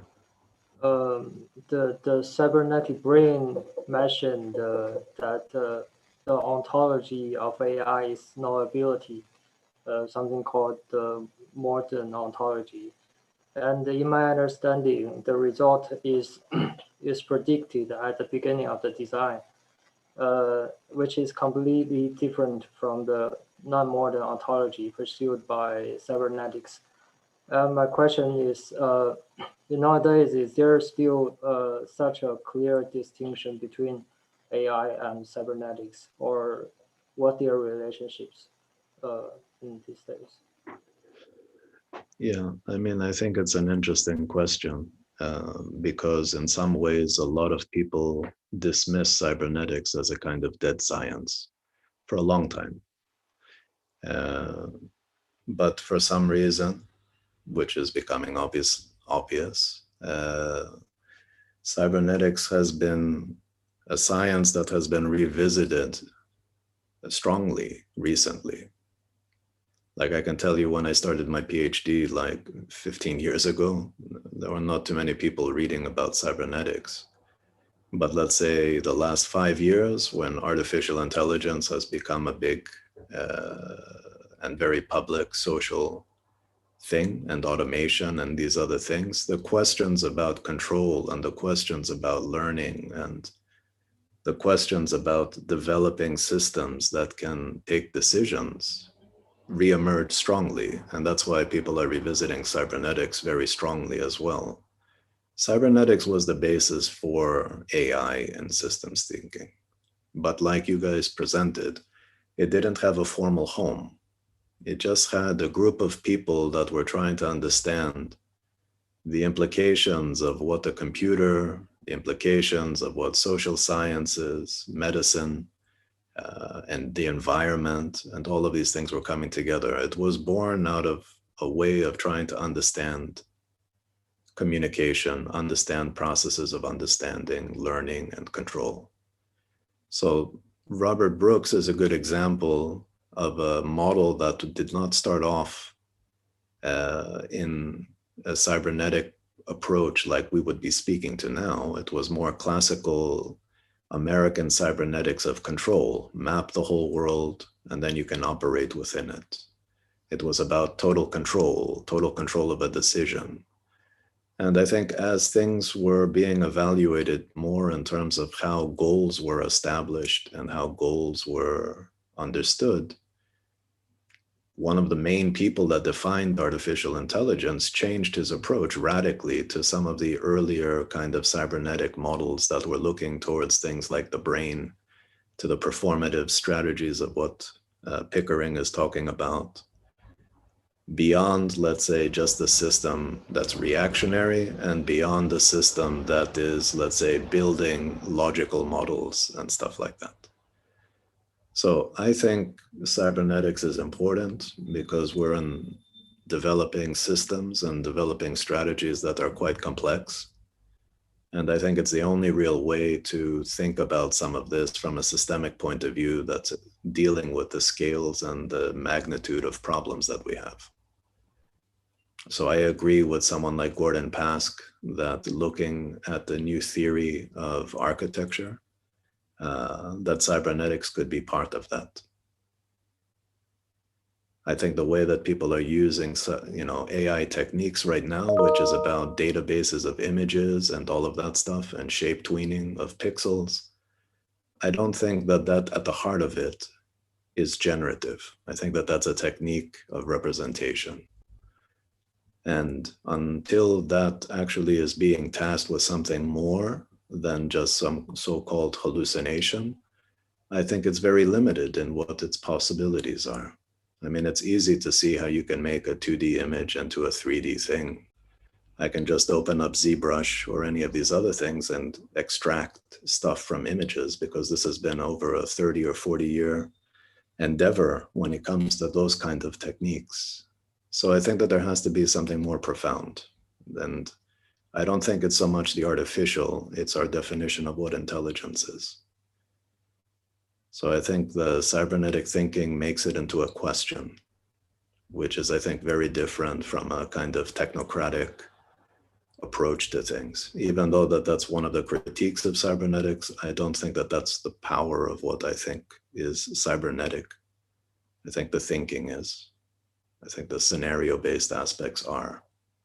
And it forces you to respond in a way that situates what you mean. So I think it challenges the issue of language, because you have to explain what is the model of the brain you're talking about. The chameleon question is, I think, a very simple example. You have some very bright minds responding to that question. All of them are trying to understand the state of the chameleon prior to seeing the image, what's triggering its response. So even in something that's a very basic question, it became a launching point for a conference, which I think was important. Does that make sense? Yeah. Sort of, yes. Yeah. What else are you guys thinking? Hi, Theo. How are I you? want to ask you about your opinion about this kind of how to say controversial topic. Like we are creating the kind of like the robotic brain, Yes. and which there's no doubt that it will be more and more advanced and more intelligent. So I would guess that one day it will like more intelligent than our human beings' brain. So I want to ask your opinion about this trend, because like personally, I disagree with this kind of trend or this kind of development. In other words, I was afraid of this kind of situations because I think maybe I think we can't be controlled by robotic. And so I want to ask your opinion about this kind of problems, or do you think our human beings are ready to face this kind of change? Because like there's no doubt that it will be more and more advanced. Yeah, I mean, I think your question is, excuse me, I think your question is an important one, and obviously one that people definitely have a lot of concern. I have concerns about this too. It's not a question of if, it's a question of how. Because I think the primary thing is about control, right? I think it also goes to different concepts that we've talked about in terms of governance. Now, regardless if it's human governance or so-called robotic governance, I think the difference between the conversations about the robot that scares people is that it's very conscious. For example, nobody speaks to algorithmic control that really influences almost all of the decision making and is really fed through our contribution to it. You know, people say like, oh yes, Facebook is mapping things. Siri, for example, is listening to everything that I'm saying right now. There are models and different ways of gauging all of these things, but it's invisible in some sense, or it's not so present. So I think the thing that we need to be asking ourselves is that it's not about a rejection of a technology that's to come.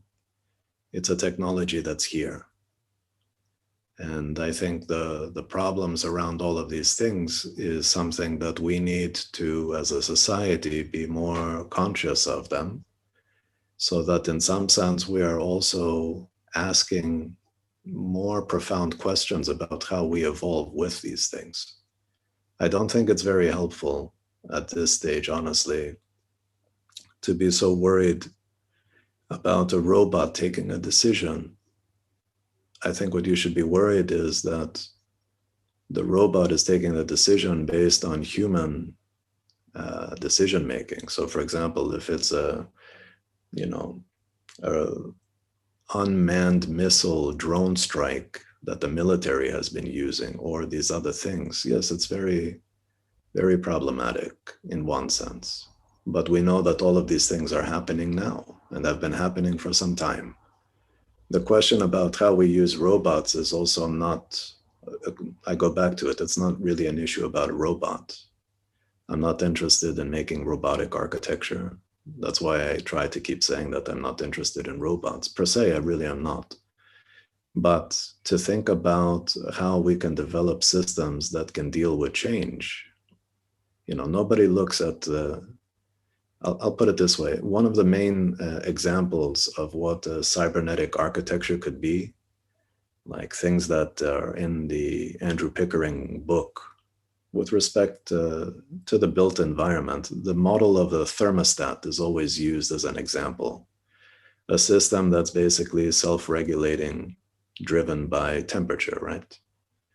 Now, this is fundamentally the most straightforward and basic kind of cybernetic model, because it's basically looking at the environment, it's programmed with a certain temperature, and it's basically always self-adjusting to respond to it. Now, this is a very kind of conventional first order cybernetic system, meaning control is very clear, evaluation is very clear, and in the end, it's sort of working in the background.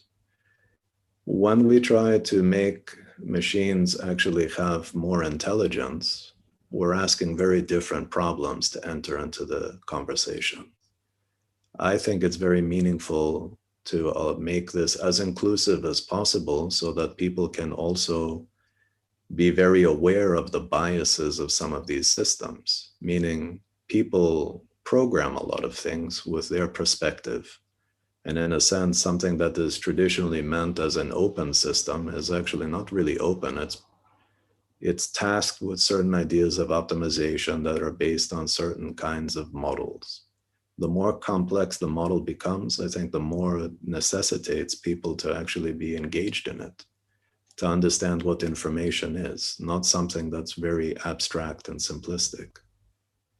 Because I think that that's what these systems are learning from. My feeling is that it's very dangerous for these systems to be somehow driven by a strategy which is really about how we think about the world. It should be a little bit more open about what are the kinds of problems that we want these things to be looking at. For example, in medicine, or when it comes to epidemiology, like when we're talking about vaccinations now, nobody has a problem with AIs running all kinds of genetic sequences to see of all the variations that, let's say, COVID has, right? This is a very, very complex problem, and algorithmic processes are fundamental for us to be able to version and to understand mutation in this sense. And I think that the more that we can understand how we can use these things, the better we will be in making these technologies much more human. So my worry is that people are not doing something about their worries. They're not trying to understand these things. They think that they can reject these things, but these things are in the world at the moment. So I feel it's dangerous not to be able to question them. Does that make sense to you? At least from my perspective. I mean, you may have a different perspective. I'm not so scared of people like releasing Boston Dynamics robots in Thailand or whatever.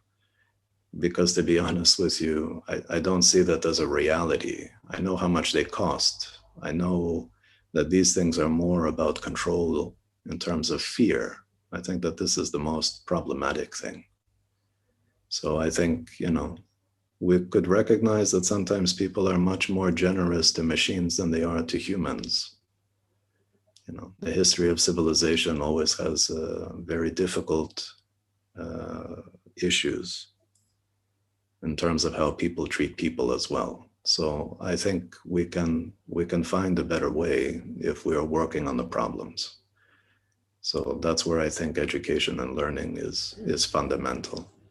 So I'm not suggesting that you need to implement these technologies in your architecture and they should become control devices for people to limit people. Absolutely not. On the other hand, I don't have such a blind faith in architecture as it is, because actually I've seen even in my own life very different attention to the ways people talk, think about architecture. Sometimes it's very problematic. They make a lot of aesthetic responses to things, or they don't really believe design matters, but yet they're part of an architectural discourse which rejects the agency that architecture may have. This for me is problematic because their critique may be useful, but it's only so useful in terms of presenting an alternative model. I don't think it's useful just as an opinion.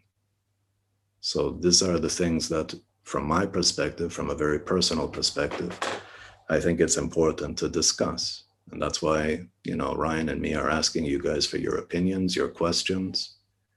I mean, I know it becomes like, what does Theo think session, but it's not so much about what I think. It's fundamentally what each of us think and how do we develop that in a meaningful way where those differences matter. So that's basically my position on stuff. Yeah, thank you. So hopefully I don't give you nightmares and stuff like that, thinking about some robotic architecture takeover or something like this.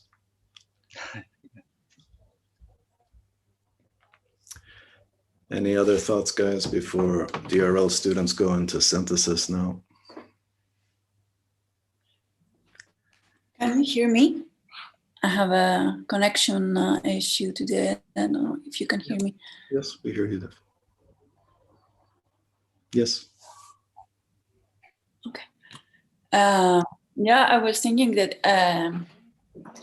it's interesting how intuition and emotion come as I don't know, a last basin of specialness, of humanness, as Robert Brooks mentioned. So I think that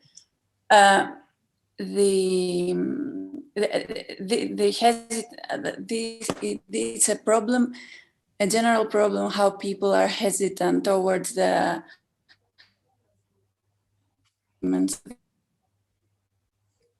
right.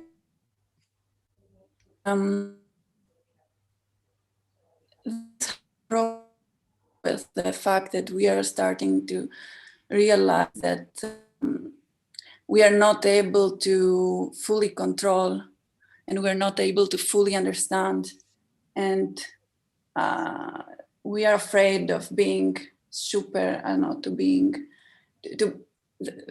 we are afraid that we are understanding that we are less important or less intelligent than robots, probably. So I think that this option of, it was interesting. I mean, I think what's interesting around all of these things, and I think your point brings up a certain approach that you can see in human civilization pretty clearly. There was a time when everything was revolving around a very human-centric approach of understanding the world, right? The human was at the center. Then we went through a phase where the human was actually acknowledged to not be at the center of the world. And I think what sometimes these kind of systems start to speak about, if we think about the way that we address terraforming, the ways that we're addressing our impact in environment, socially, all of these things, the robot by itself becomes, I think, a dangerous thing because it becomes a focus about something, which I think in the heart of it is really about seeing how we play a role and influence our environment as much as our environment is dynamically influencing us. I think that the idea of fear is something that is born out of comfort and control, meaning that we like to exhibit control it creates a certain kind of legibility that we can understand. And in some sense, that is something very human to want to find some kind of stability and understanding. I think the things that a lot of this session brings up is that control, at least in my opinion, is an illusion.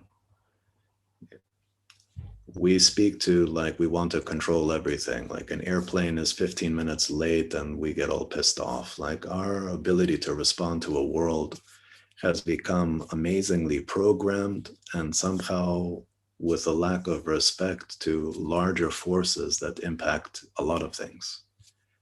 And I think the kind of realignment has to be a kind of much, much more philosophical thing in terms of how we interact with each other, with the environment, and a lot of the challenges that we have in front of us. So I think we have to get beyond fear as an excuse of not engaging something, because there are a lot of things in the world that we don't understand. What's been fundamental to human progress is that curiosity to want to understand. And every time you try to understand something, you go deeper into something and you realize so many other things that you don't know. So I think we are not at the end of a kind of human intelligence chain. So I don't have any problem thinking about what the future is going to be, because if you think that we're evolving with our technologies, we evolve an understanding that will be different and deeper, I would imagine, in certain problems, and maybe less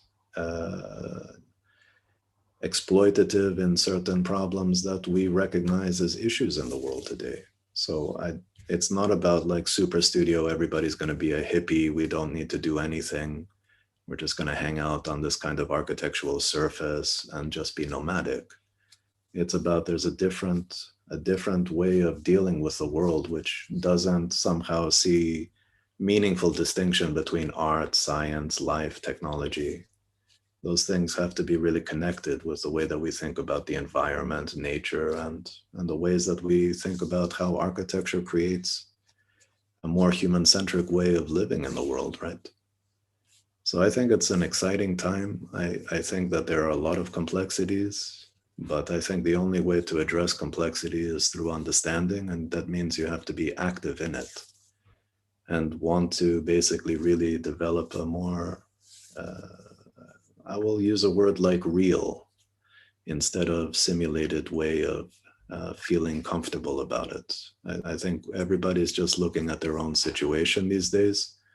Even something like social responsibility is being discussed, but it's not something new. This is something that should always be a value system in the ways that we think about how we develop stuff. So the 60s and 70s in some ways, one of the reasons why all these sciences emerged was because that was also part of the way of understanding the world.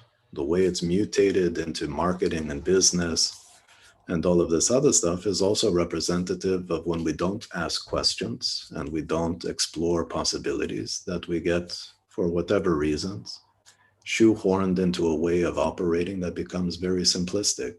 And in some sense, it creates, I think, a world that is really biased in terms of those who have and those who have not.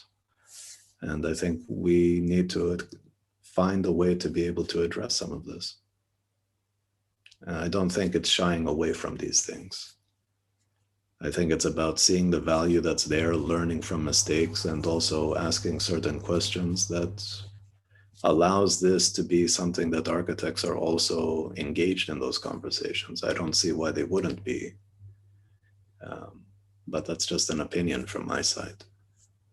Some people feel very comfortable doing a collage and a drawing or painting a picture of a future.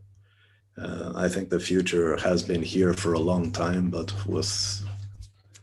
without those kind of critical questions when the technologies have become so everyday. So I feel it's important to be able to problematize it and to work on it.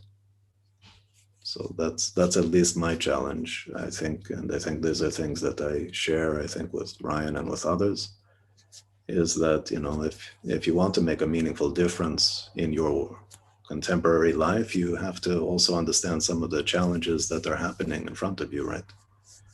Don't talk about the future as something that is so disconnected from the present. Anyway, I'm gonna let you guys go.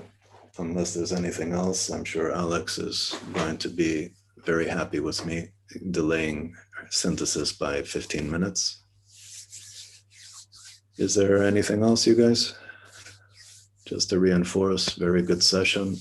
And yeah, it's a good way to start a Tuesday, at least for the ones in London.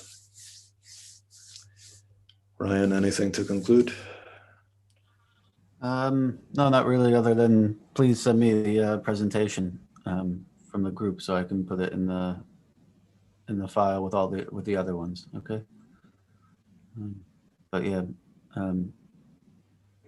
all I would say is, yeah, with technology, it's more working with it than fighting against it. We work with it every day, no matter if we choose to or not. It's unavoidable, really. So yeah, I think it just depends on where you situate yourself within that. Yeah, I think the important part also is just to think, like, when we say technology by itself, yeah, it probably doesn't mean very much until we actually situate it. So the conversations people have, like, for or against technology that are so prevalent in architecture seems to me quite missing the point, especially for a lot of the people that are so-called anti-technology. It's not really about technology, it's the value systems that maybe bias some of those technologies that I think could be radically refactored in some sense. All right, guys, that's some food for thought. You won't have to talk about these things for another week. So we'll let that soak in. You guys go back and you do your stuff, write your papers, draw, model, do whatever you guys think is important. But realistically speaking, I think these people should be influencing you in the ways that you guys are approaching some of the problems. At least that's my feeling. They're more contemporary than a lot of the things that are being discussed today. That's why we're teaching it, but it's also a perspective, you know. Let's call it, it's our opinion that this stuff matters. But I think they've changed the world as we've seen it. Even if you don't know, something like a thing like the Ratio Club, you know, people like Alan Turing and stuff like that, you can't be somehow operating in London, for example, and not know how important some of these people are in terms of like changing the whole landscape of even a place like what we call England today. So I think they're super interesting characters. Okay. Anyway, it's been fun. We'll talk soon. And for my studio, I'm meeting you guys tomorrow at 2, if that's okay. Everybody else is good?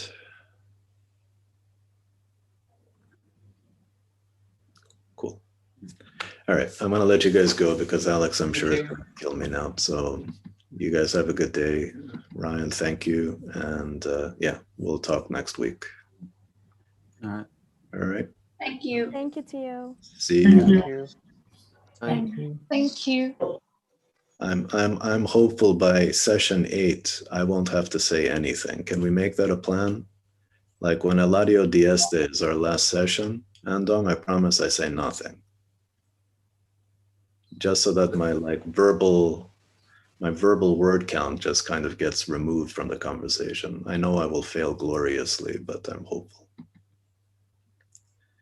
See you guys soon.